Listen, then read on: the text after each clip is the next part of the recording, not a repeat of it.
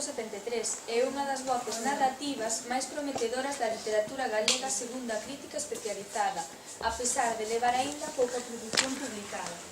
A nivel narrativo, compre salientarnos a súa obra A forma das nubes, que levou o Premio Narrativa Breve Repsol no 2012, obra coa que obtivo un fondo de recoñecemento e un espazo propio na nosa literatura.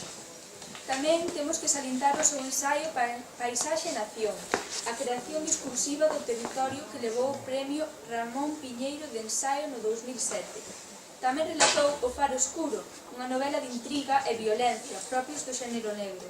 Este curso lemos este libro no Clube de Lectura e tamén foi lectura dos grupos de terceiro de ESO que nos acompañan esta tarde. Eu, en concreto, e penso que o resto das persoas que leron este último libro, temos que dar as grazas por escribir esta magnífica novela, Noraboa. Tiña moitas cousas en especial, xa que non é a típica obra narrativa. A estrutura, a intriga, a emoción e o increíble final, tan inesperado, fixéronos pasar uns momentos moi agradables. Por favor, rogámoslle que publique moitas obras así, porque escritoras como vostede merecen a pena. Agora, se lhe parece ben, gustaría de comenzar con este. Cando comezou a escribir e por qué? A ver, pois... eu creo que empecé a escribir sendo moi nena. Seguramente algúns dos que estades aquí tamén teredes así alguna inquietude literaria e seguro que hai algúns que escribides, non? Entón, eu recordo por ali cos 8 e 9 anos que escribía sobre todo pois pequenos poemas, case sempre despois de comer, daquela tiñamos xornada partida, entón comíamos na casa, pero logo había que ir á escola pola tarde, había ese oquiño. A verdade é que daquelas cousas primeiras que escribín, pois, creo que case nin se debe de conservar ninguna, ou mellor nalgún papel por aí guardado, non? Despois, xa estando no instituto, pois, recordo que tive un papel importante, un profesor que me daba lingua galega, que me animou a presentarme o que despois había de ser o meu primeiro concurso literario, non? Que, estando eu en Couno, que hoxe sería segundo de BAC, pois presenteime a un concurso que convoca o Instituto Francisco Aguiar de Betanzos. Eu creo que daquela non había tantos concursos como tedes a vosa disposición a día de hoxe. Pero para min aquel primeiro concurso foi moi importante. Primeiro porque, bueno, dache ese apoio, non? De ver que aquilo que ti escribes pois é valorado por alguén. E para min fora moi emocionante, aínda recordo, fora un 10 de maio, no ano 91, alá fun a Betanzos, acompañada polos meus pais, fixérame a entrega do premio Alfredo Conde, e de algún xeito pois sí que me fixera ter esa ilusión, non? De cara ao futuro para escribir. Bueno, eu penso que unha das cousas boas que ten, pois vir falar con vos, alguén que escribiu algo que vos lestes, é precisamente que sirva tamén para animarvos, non? E para que aqueles que os que vos gusta ler e os que vos gusta escribir, pois vexades que é algo que se pode facer e que está aí para todos, non? Pensa que ser escritora é unha cuestión vocacional? Unha escritora nace ou faise? A ver, eu creo que vocacional é, porque xa vos digo que, sobre todo no que pode ser o... A ver, ás veces, cando pensamos en profesións, pensamos en certas persoas que son as máis visibles e que teñen moito renome, moita trascendencia. Pero por debaixo diso está a grande masa do que é cada profesión. A día de hoxe ser escritor profesional, é dicir, vivir só da literatura, non é imposible, pero non é doado. Especialmente, por exemplo, se un fai a escolla de ser escritor en lingua galega, obviamente está despois a posibilidade de ser traducido, non? Pero senón o mercado literario pois é limitado. Entón, pensar na profesionalización, a día de hoxe, mesmo falando coa xente que traballa nas editoriais e que sabe como funciona isto, pois din que realmente que poidan vivir do que gañan coa literatura, cos dereitos de autor, pois seguramente en Galicia hai, por exemplo, este autor que seguro que lestes, home, que non me sae agora. Manolo Rivas. Bueno, Suso pero de non é Toro. un caso. Suso de Toro e Manolo Rivas son os que sempre pensamos, pero no fondo fixadevos, se os analizamos, danos para ver a dificultade da profesionalización. E ademais os dous nos dan os dous grandes perfis de escritores. Fixadevos, se miramos o que é Galicia, hai sobre todo os escritores xornalistas e os escritores profesores. Co cal, eso quere dicir que realmente non son enteiramente profesionais. Suso de Toro, por exemplo, que no seu momento, cando eu era adolescente, foi un auténtico fenómeno literario, digamos, entre a xuventude, era profesor, pediu unha excedencia e profesionalizouse, pero xustamente hai agora uns poucos anos volveu reingresar no ensino.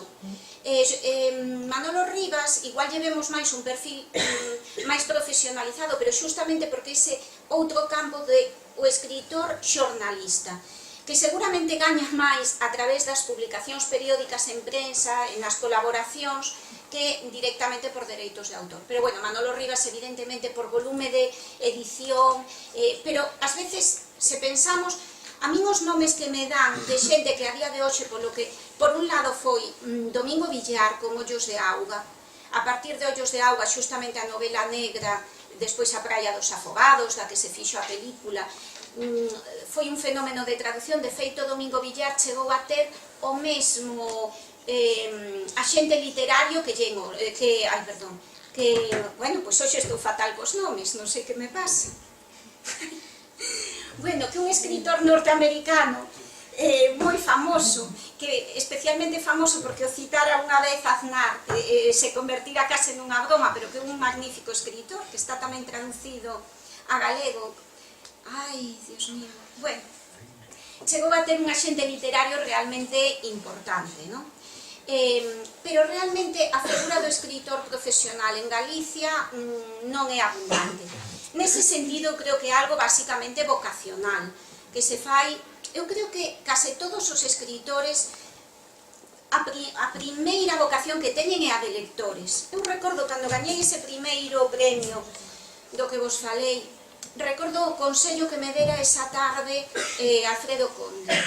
Recordo que me dixo, ao recoller o premio había que ler un fragmento do noso texto, eu lera un fragmento do meu, entón el dixérame que lle encantara o texto, animoume moito, e o consello que me deu daquela foi le moito.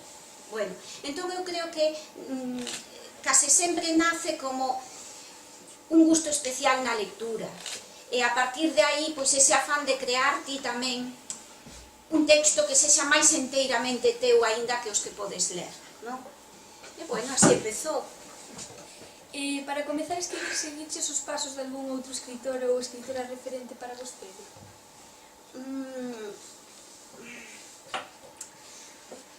Eu creo que non, unha figura singular que eu pense, non, pois esta é a miña inspiración. Non, eu creo que hai todas aquelas obras que de algún xeito nos foron marcando, que cando lemos nos gustaron especialmente, a través de todo o fío de lecturas, un vaise facendo pois un certo universo literario, un mundo de referencias. Entón, cando escribes, tomas todo iso, non? Pero eu a día de hoxe, pois, seguramente teño, pois, certos autores que para min son os meus preferidos, os que máis me gustan, os que máis sigo, entón, pero non que tivese aí pois, un modelo de dicir quero parecerme a esta persoa ou escribir así. Non? Cales son os seus temas preferidos? Ai, os temas, pois...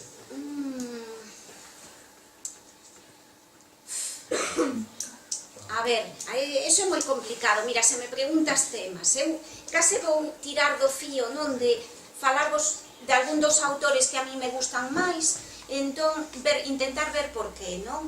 Porque ás veces máis que un tema é a maneira de mirar o mundo, o que che interesa. A mí, por exemplo, un autor dos que lín nos últimos anos que me gusta moi especialmente e que vou seguindo e vendo toda a obra é Kazuo Ishiguro. Kazuo Ishiguro é un autor xaponés, pero que se educou xa en Reino Unido e realmente moi británico na súa maneira de escribir. O mellor coñecédelo por unha adaptación cinematográfica que é unha película que traducida ao castelán Lo que queda del día, un Anthony Hopkins facendo de mordomo nunha casa en plena Segunda Guerra Mundial. Bueno, tamén hai poucos hai outra adaptación dunha novela súa que é Non me deixes nunca. Entón, eu se penso, por exemplo, por que me gusta tanto este autor, creo que é polo punto de vista desde o que narra. curiosamente nas súas novelas utiliza moito o narrador eu testemunha, que é ese narrador en primeira persoa que non coincide con ningún protagonista da acción, senón que é alguén que está como nas marxes do que se conta. Por exemplo, nesa película, se a vistes, que está baseada nunha novela de Kazuo Ishiguro, digamos que todo está visto desde os ollos dun mordomo nunha casa pola que pasan Winston Churchill, pola que se están tomando grandes decisións en plena Segunda Guerra Mundial, e este personaxe aparentemente marginal o que mira, non? Entón, a mí, por exemplo, gústame moito este tipo de narración que el ten, incluso vexo que é algo que teñen en común outros autores que me gustan, especialmente esa perspectiva de como mirar o mundo desde as marxes, sendo observador, sendo capaz de admirar a outro, ata o punto de convertilo no protagonista da narración que faz e apartarte ti. Estas cuestións, no, de mirar a vida, pensar sobre ela, supoño que o mellor o que se podería chamar, eu, por exemplo, cando explico literatura, no, aos meus alumnos, sempre falo dos 5 grandes temas da poesía, xa non imos falar de toda a literatura, no? Pero na poesía é como máis doado ver os 5 grandes bloques de temas, no? O amor, a natureza, a temática existencial, a temática cívico-social e a metapoesía, ou a metaliteratura, a literatura que trata sobre a propia literatura. Bueno, pois seguramente dentro deses 5 temas, para min hai 2 que tal vez sexan os máis recorrentes, que seguramente serían a natureza, e logo non sei se saen nas preguntas e se non falarei vos eu sobre o importante que para min é a ambientación, o espazo, a impresión sensorial que xenera un determinado texto, e o existencial, porque todos temos unha vida e todos nos preguntamos polo seu sentido, non? E como xurde a idea, non, de empezar a escribir unha novela así? Bueno, pois mira, isto xa me dá para o fío, ao final o mellor xa, en vez de que eu fale, xa vai ser todo entrevista, porque nesta, se me permites, aínda me estendo. Porque precisamente, se non o tivesedes así tan ben preparado, e Irene me fixese estas preguntas, pois un pouco a miña idea era vir aquí precisamente a falarvos, a desvelarvos un pouco como foi o proceso de creación desta obra. Porque eu, a primeira vez que me vin na situación de dicir, bueno, pois vou ir a un instituto, falarles a uns rapaces e unhas rapazas sobre esta obra, acaban de lela, entón pensando, que podería ser de interese para eles e para elas? Veu na cabeza inmediatamente un texto de Edgar Allan Poe, que a primeira vez que lín me resultou realmente sorprendente. Bueno, supoño que todos sabedes quen é Edgar Allan Poe, o escritor de contos de medo, de O escarabello de ouro e outros contos, O gato negro, algo vos soará. Aquí ás veces chamanlle Poe, pero é Edgar Allan Poe, non? Bueno, pois el, aparte de escribir contos de medo, sobre todo centrados aí na idea de ser enterrado vivo, que era a grande obsesión de Poe, tamén é poeta. Aínda que como poeta menos coñecido, ten un poema que si é, bueno, dos poemas máis coñecidos de toda a literatura norteamericana, que se titula O Corvo. E a partir dese poema, el escribiu un texto que se chama Filosofía da Composición, no que explica, collendo como exemplo este poema, todo o proceso creativo. Para Poe era moi importante o efecto que algo causa no lector. Entón, el explica como a primeira idea para escribir ese poema foi pensar en, bueno, eu que efecto quero causar en quen lea o poema. El di, eu quero causar un sentimento de perda, de nostalgia. Entón, e a partir de aí, vai escollendo todo. O tema, o pequeno argumento, porque é un poema narrativo, pero incluso o son predominante, o refrán. Entón, el di, vamos a ver, se eu quero provocar unha sensación de perda e de nostalgia, a morte dunha persoa nova, sobre todo se vista pola persoa que amaba e que a perdeu, é o que máis pode dar. Entón vou meter un paxaro de mal aboiro, un paxaro negro, un corvo. E cal é o son máis nostálxico da lingua inglesa? Isto é discutible, pero para él o son máis nostálxico da lingua inglesa era o longo. Entón, xa o teño. O refrán vai ser nevermore, que sabedes que significa nunca máis. E claro, nunca máis, para sentimento de perda, pois vai moi ben. Entón, el desvela todo o proceso creativo. A min resultoume tan interesante aquelo que a miña reflexión foi que sorprendente é que haxan tan poucos exemplos disto. É dicir, que tan poucos escritores fixesen un exercicio de desvelar o proceso de creación semellante ao que fixo Edgar Allan Poe. E a verdade é que eu non coñezo ningún que sexa tan detallado e tan honesto, podemos decir, no sentido de que se ve que efectivamente está analizando o seu propio proceso de creación e desvelando. Eu realmente creo que sei por qué. Digo porque é que hai tan pouco diso. Eu creo que a literatura, a arte en xeral, ten un halo como de maxia. Entón eu creo que para os escritores é un pouco como o mago que desvela o truco. Parece que se vai romper un pouco a maxia, non? Pero pola contra eu creo que é interesante facelo e sobre todo que creo que pode animar o proceso creativo de persoas que estades aí pois na idade onde normalmente abroman os escritores, non? Ou xorde ese pulo por escribir. Entón vou intentar, respondendo a pregunta de Irene, polo menos darvos uns fíos de como xurdiu o Faro Escuro. De feito, ides ver como o peche da novela volveu de xeito circular o comezo. E cando digo peche da novela, refírome á escolla da imaxe da cuberta. Porque un escribe un texto, e cando acaba e hai que convertilo xa en libro, e tamén, por tanto, polo menos mentre ese libro en papel, nun obxecto físico, hai que escoller esa imaxe de cuberta que ten que ser, bueno, suxerente, non? Invitar a lectura. Bueno, pois, esta imaxe de cuberta é unha acuarela pintada pola mesma persoa que fixo unha acuarela que foi a orixe da miña inspiración, por así dicir. Para min, cando penso en onde estivo o xérmolo da novela, venme a imaxe, o momento, no que eu vin unha acuarela moito máis pequeniña que esta, metida así nun nó de carballo. Sabedes que as acuarelas, normalmente, porque son así como moi diluídas, pois son suxerentes, as formas non son nítidas. E ademais nesta acuarela, justamente o que se intuía era unha illa perdida na néboa.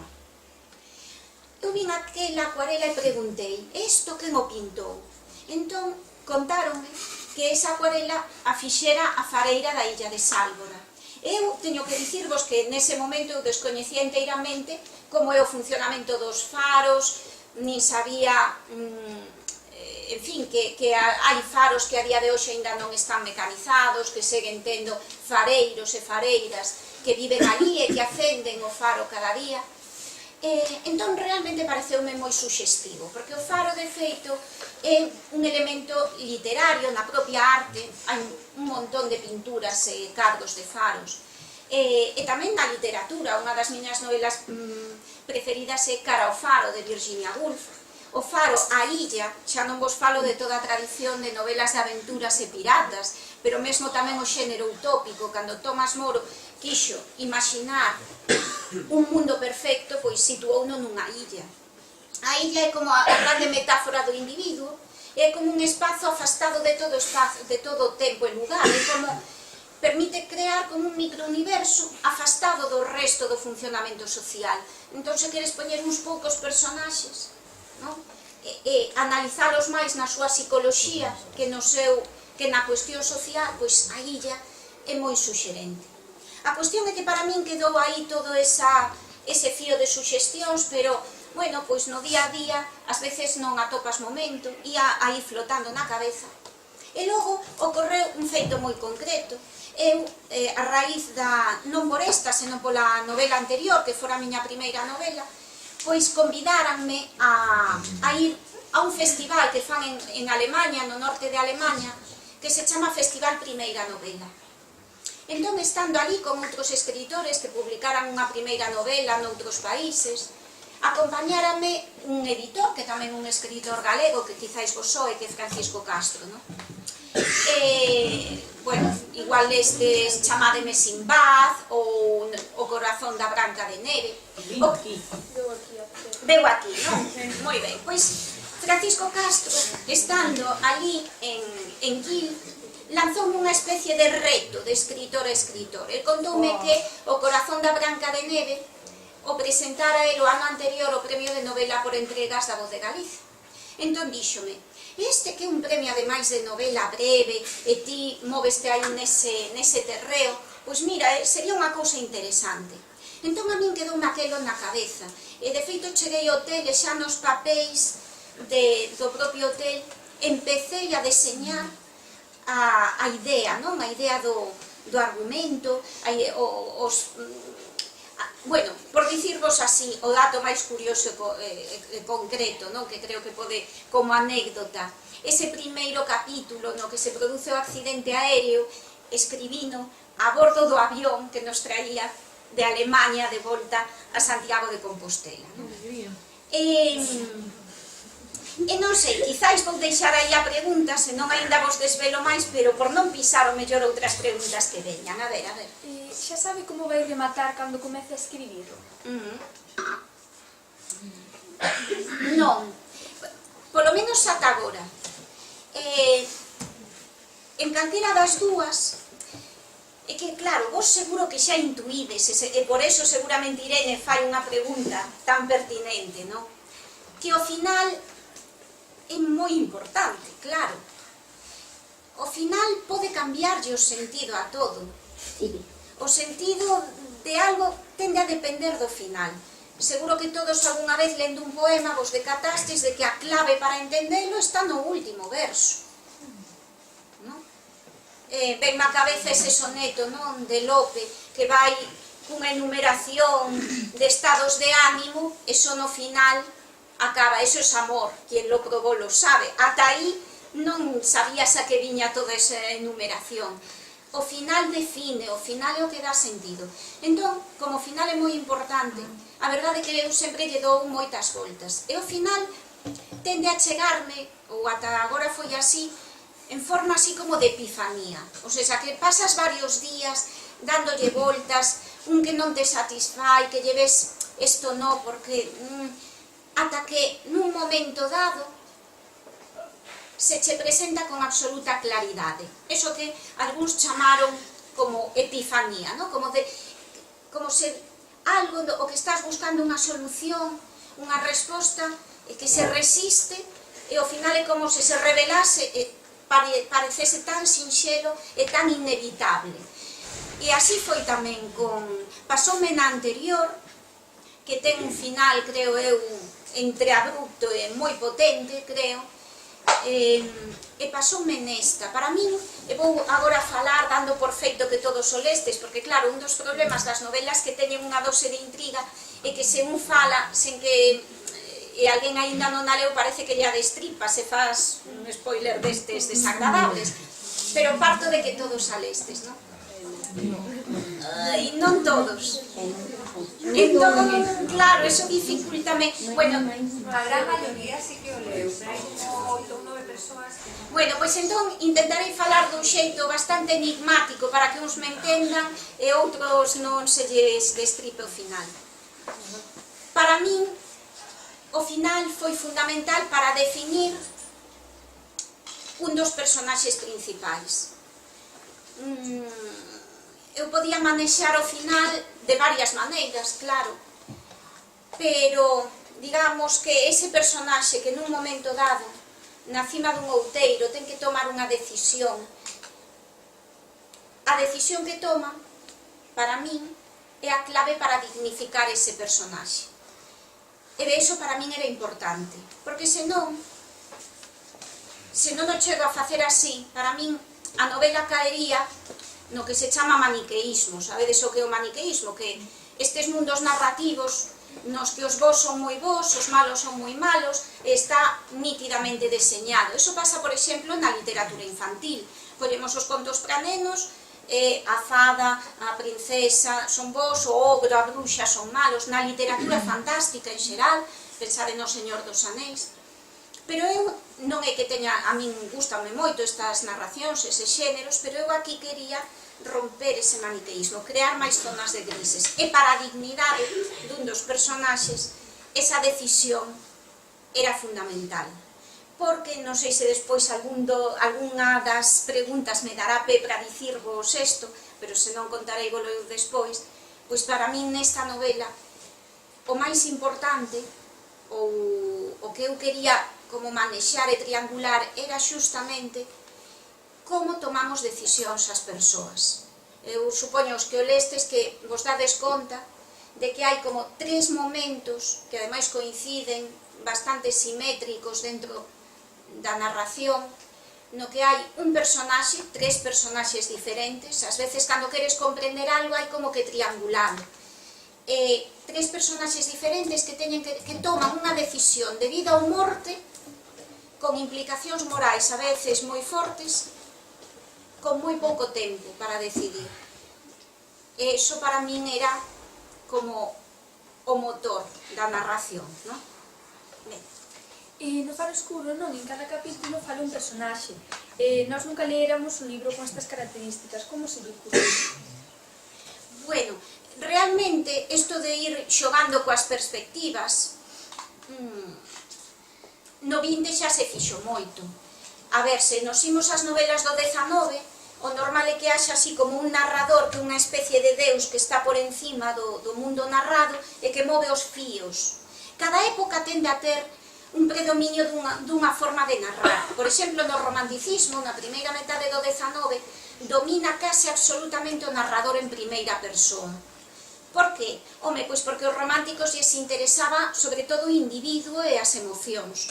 E para as emocións dun individuo nada mellor que oílo expresarse a él mesmo.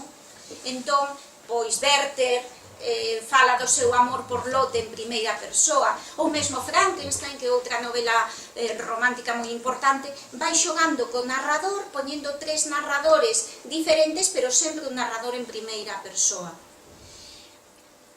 No realismo dominou ese narrador en terceira, pero, aínda que fose unha voz en terceira persoa, sí que xogaba moito co foco, coa perspectiva. Entón, aínda que se mantivese o mesmo narrador, ia xogando a focalizar o mundo narrado desde distintos puntos de vista. Porque eu supoño que vostedes fixado en que a veces está falando o narrador, pero que é unha figura así como moi etérea en terceira persoa, que non é un personaxe da narración, pero vemos que nas súas propias palabras é como se se contaminase do discurso ou da vivencia do personaxe. A ver, poñovos así un exemplo moi de andar por casa, non? Imaginade, narrador en terceira persoa que está contando como un alumno está no medio dunha clase soporífera e entra o sono. A voz é a do narrador, creo que a situación é próxima para todos, non? Que é mellor para entender.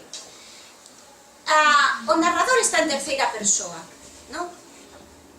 Aínda faltaban 10 minutos para que tocase o timbre. Outro exercicio máis de gramática.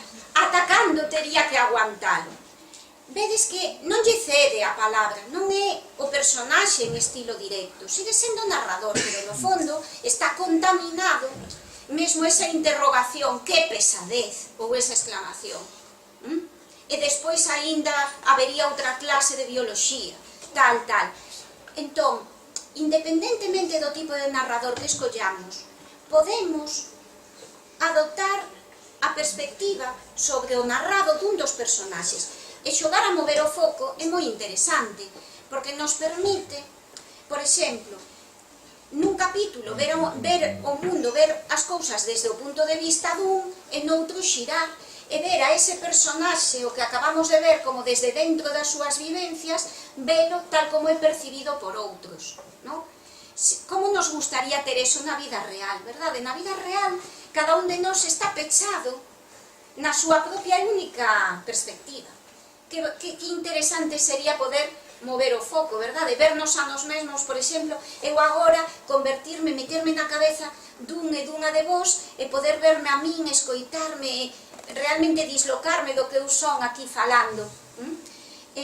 Entón, porque a literatura está para iso. Eu sempre que dou recomendacións a xente que está escribindo, cando fago obradoiros literarios cos meus alumnos e alumnas, pois moitas veces a recomendación que máis repito é: pero atrévete, porque no fondo a literatura é como o grande laboratorio de ensaio da vida. É como, sabedes esta expresión de os experimentos fanse con gaseosa? Bueno, pois, os experimentos da vida fanse na ficción. É como, aquí non pasa nada. Aquí podes te atrever a ser mal falado, a romper os límites, a todo iso que son límites e cousas que na vida non podemos facer. Por así dicir, a literatura conxuga mal coa limitación. Entón, vexo que hai unha pregunta e gústame esa espontaneidade. Digo a despois ou... Día, porque supoño que ven o fío. Pero é que non é relacionada con este tema, é unha pregunta que te teño. Bueno, pois entón, se che parece que neste momento non vai ben, deixámola para o final. Eu como te vin así, pois... María, creo que despois tenemos un tempiño, verdad? Sí, para verdade. un turno de preguntas. A ver, claro, eu vou fío das respostas, das preguntas, pero vos cortádeme, chefa, cando vexades que ha xeitado cortar para que haxa debate. Todavía temos tempo. Claro. 10 minutos. Eu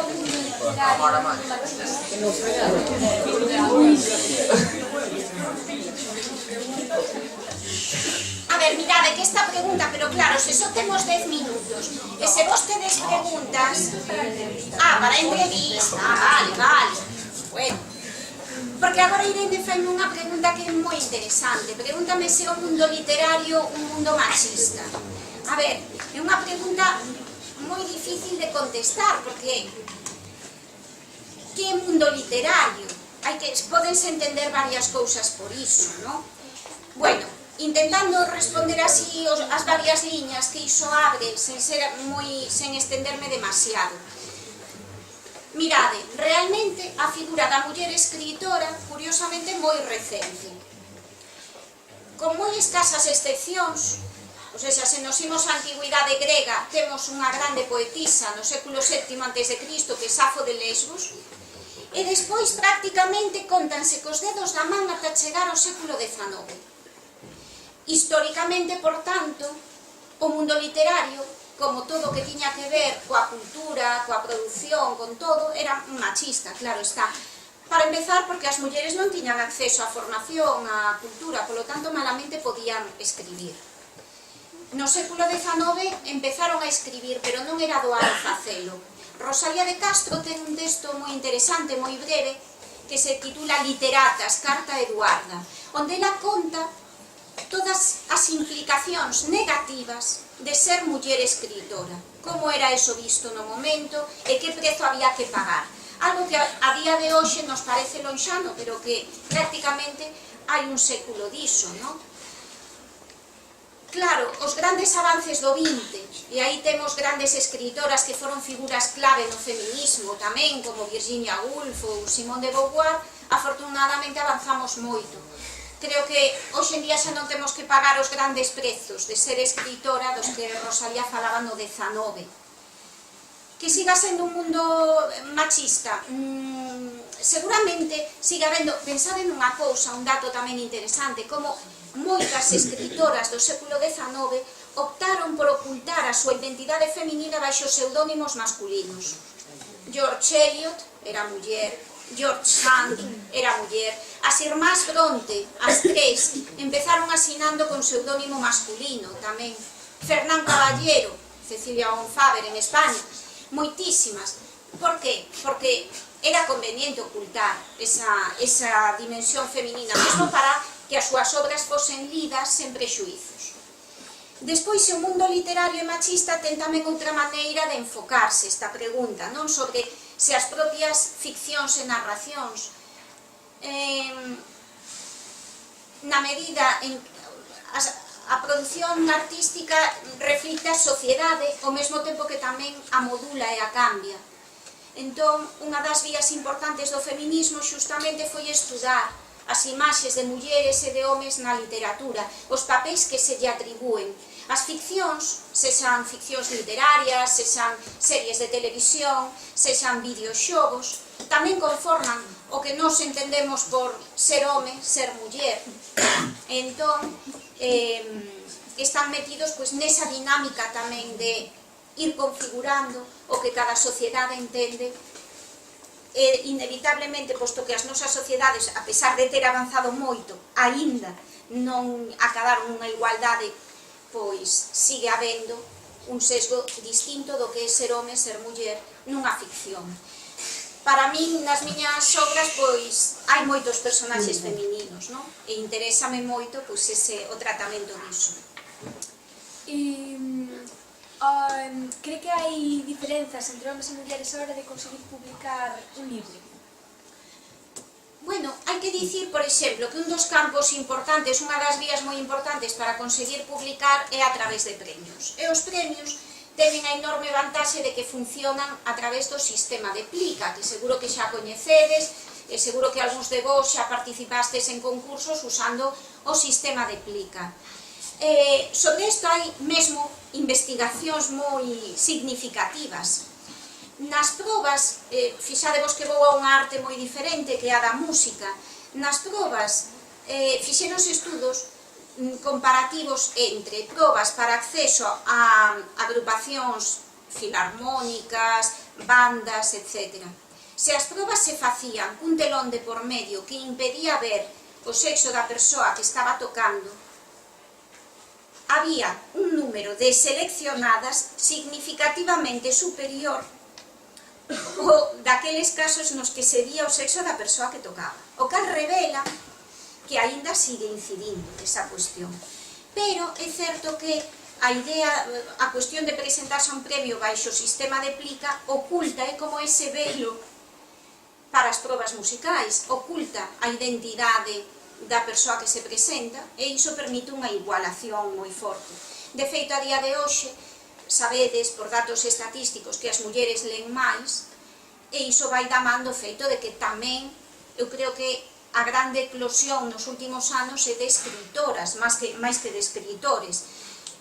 E isto é algo lóxico. Se na universidade agora xa hai un 60% de mulleres, datos da Universidade de Santiago, fronte a un 40% de homes, pois iso ten que acabar reflectíndose en todo o demais, no mundo laboral e tamén na produción artística e demais, non? Entón, bueno, creo que é un campo no que estamos seguramente mellor que noutros.